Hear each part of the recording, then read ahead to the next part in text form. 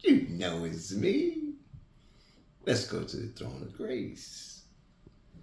Lord, thank you once again for waking us up today.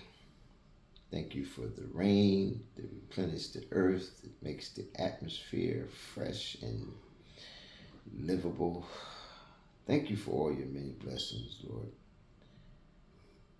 But most of all, thank you for giving us your Son to replenish our sins and so we can live forever if we have faith and believe in you. I'll be careful to give you all the praise and glory, Lord. Amen. Your boy, Noonie Noon, coming to you once again, folks. You know, every time it rains, right? Besides wanting to make love, getting buck naked, getting in that bed with that special person. Besides all that, you know, I started reminiscing on when I was a child, very little. And I just want to briefly, if you guys tolerate me, and maybe you can identify what I'm about to say. Grandmas. Now, some of you probably, like me, had the good grandma, the bad grandma, but both of my grandmas was good. But when it rained, when I was around my grandmother, all the lights had to be shut off. And if it was thundering and lightning, we had to sit quiet wherever we was. Let's say we was in the kitchen. We couldn't go to the living room or the dining room. We had to stay right there and just don't move, boy, don't move. God is doing his work. You just turn that TV set off. They had a big floor model TV down there. You know, it was just different. Now, I mean, you know, we leave the lights on, we leave the music playing. They had certain rules, man, and those rules had to be abided by. But it just makes me think how lucky and grateful I was to have grandmothers like that set in their ways, because they also ruled with her ironclad fist. The fist was called a switch from the tree, the nearest tree that they can get or send you to get the switch. It's a branch of a tree where they will whop you with that switch if you was disorderly, rude, no manners, but they call it no mannish. So I was afraid of that switch, so I always listened. Did I get popped a few times? Oh, sure. Also, the grandmas, man, you know, they were just sweet old ladies that looked so good, but they was dangerous and they didn't play. You bring a friend over, or you was lucky and fortunate enough to be able to have company visit you, right? First thing they would ask, boy, who your people? Where your people from? They would question, especially if they didn't know their parents, you know. So grandmas made sure everybody ate. I mean, gourmet type meals that you go out to these fancy restaurants today where you spend an astronomical amount of money and the food is nowhere near the tender loving care that our grandmothers had put in that work. And basically everything was from scratch. That means it was made by hands, not treated machines or chemicals, and freshly plucked from the ground or from the tree or from the vine. Big tubs of flour, no little bags, all kind of stuff they had down there, man. It's like my grandma was from the South. So Southern grandmas, I know you can identify with what I'm saying now. But the food was so good. Preserves in jars. I think I mentioned preserves to you guys one time before, but it's just so good, man. So grandmas, kudos to you guys. Another thing they did was they yank your ear sometimes. I said, I hate to get my ear yanked. Get over here and get in that corner. You know, so when you misbehaved, you knew about it. And you dare not talk back.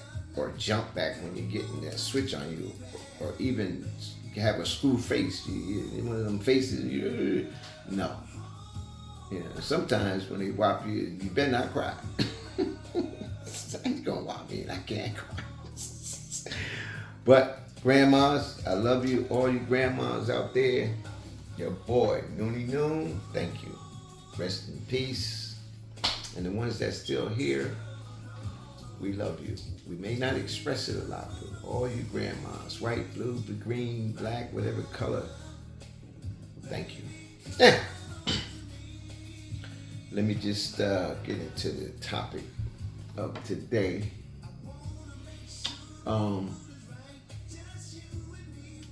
United States, U.S., America, where we live.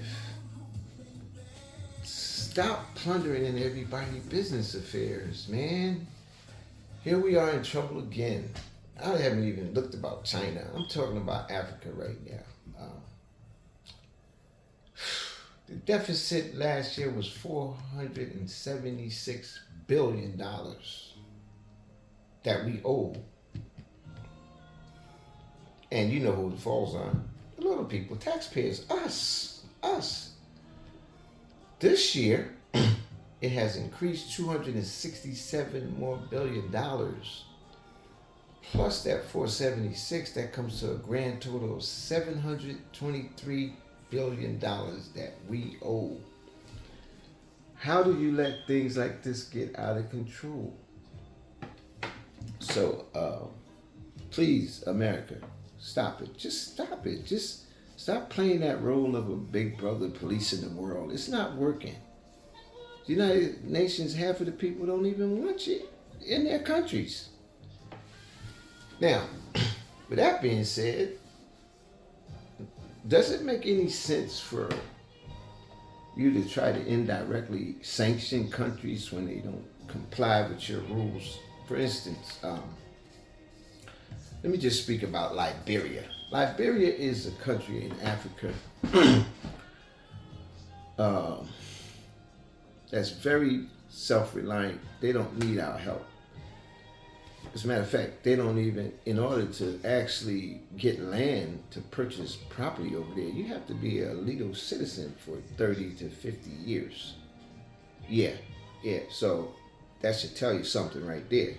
Now, I give kudos to this one young lady, and she was the first female black African president in Liberia, and she reigned from 2006 to 2018, I believe, if I'm not mistaken. Her name was Ellen Johnson Sirlef. Ellen Johnson Sirlef. Google her, look her up.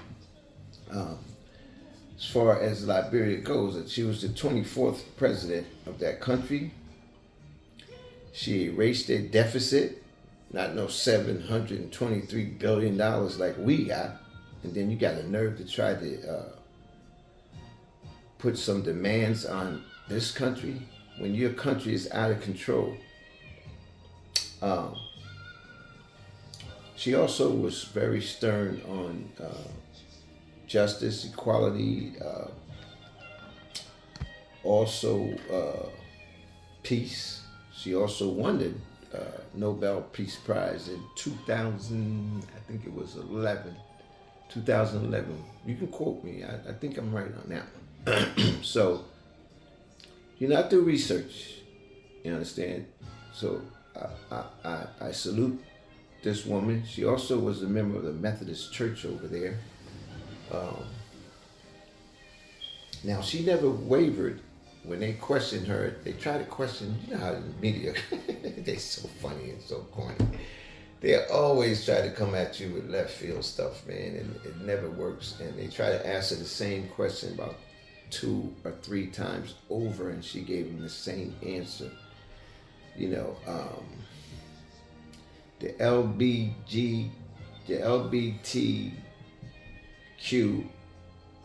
LGBTQIA, they got an IA on it now. What that means, I don't know. But the Gay Society, she don't accept that. She don't want that in her country, and she has that right. As a matter of fact, there are laws and rules put in place over there where is criminalized. There's some stuff that really would you be stuck over there, or I don't know what the 1, 2, 3, 4 rules are, but criminalization when you come over there and try to execute some type of gay rights, they're not having it. So don't push that issue out. I'm just saying. I read about it and it's true. Besides Liberia, Uganda, and 30 out of the 54 nations, countries in Africa feels the same way. So why do you keep trying to go out here and mind everybody else's business? Leave them alone. It's just like a lot of things when blacks over here got certain businesses and tried to establish a situation where they're independent, you burn that down. You tear that down. Stop being so nosy. Mind your business. Do what you do and leave people alone. It's that simple. It's that simple. Now, also, let me just make sure I'm right. I don't want to quote the wrong things.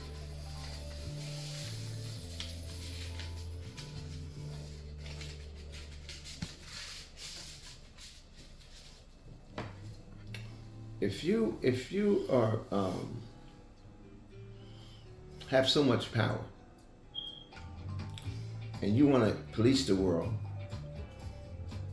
and show that the United States is the powerful nation, you know, take care of your people right here. We still got homelessness in the streets. The infrastructure terrible. And you running around out here still trying to play this policeman in disguise, because we really know what you're doing. You're trying to steal their resources. These wars ain't about what the media propagates. We know what the wars are really about. Stop it. Just stop it. So, I'm going to also talk about this a little further on my next topic, but please wake up, America. Wake up. Enough is enough. Leave these countries alone. They don't want our help. They don't need our help. As a matter of fact, let me actually quote what Madam President said. We're self-sufficient. We don't need no help from the United States. Mind your business, pretty much. That's what she was saying. But basically, we don't need anything from you. We don't need anything from you.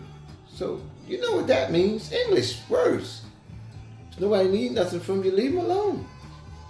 That's simple.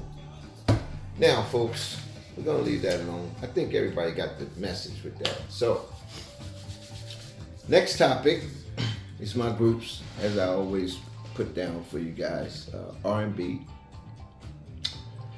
We have a young lady that's the sister of one of the best pop, if not the best pop singers and dancers in the United States and in the world.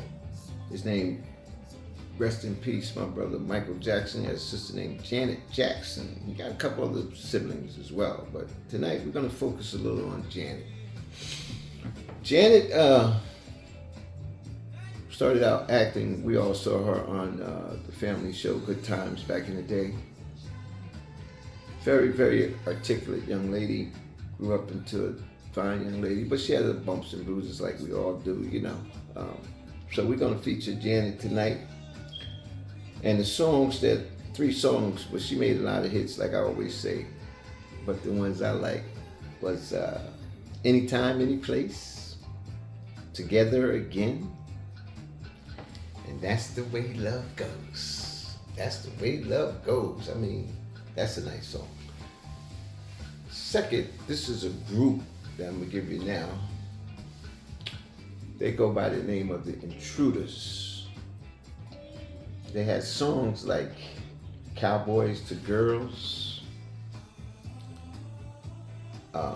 Then one song a lot of folks did over, but they didn't screw the song up. They did it over pretty good, you know. I know the Whispers did this song over as well, but the original song came from the Intruders, and that was I Want to Know Your Name. I want to know your name. Smooth song, realistic song. Asking the question, hopefully getting a good answer.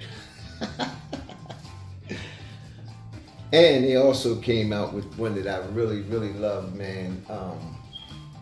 And I'm sure you guys can identify with this song. I'll always love my mama. I don't care how big and bold you are or how tough you think you are. When it comes to mama's cooking, mama's teaching. Gotta always love your mama. So that's the Intruders. Then, God rest in peace, another pop artist that was running close by Mike, never caught Mike, in my opinion. Now, this is my opinion. Some people may have different opinions, but in my opinion, never. But he was good. He's a little weird to me, though. God rest your soul. And this guy's name was Prince. One song I really love, and it was called Adore. And then he came out with Purple Rain and When Doves Cry. But there's a lot of the hits that Prince had, but those three stuck with me. So that's your R&B group for tonight. And again, I'm gonna always jump on here and kick out these folks that interject this sweet, smooth sound to our ears and messages to our brain and help us in our life situations, because some of these songs we made kids by, some of these songs we changed our life by. I mean, and they don't get enough recognition as far as I'm concerned. On these radio FM stations, they don't get enough recognition. Like I said before, you have one station, 88.3 I think it is, that comes on Sunday and Saturday, and they reach back and they give them their props. So folks, it's your boy Noonie Noon once again signing out. America, warning, warning, warning, warning, warning. I'm sounding like an AI robot. Warning, warning. Mind your business. Stay out of people's fucking business. Peace. Hug somebody.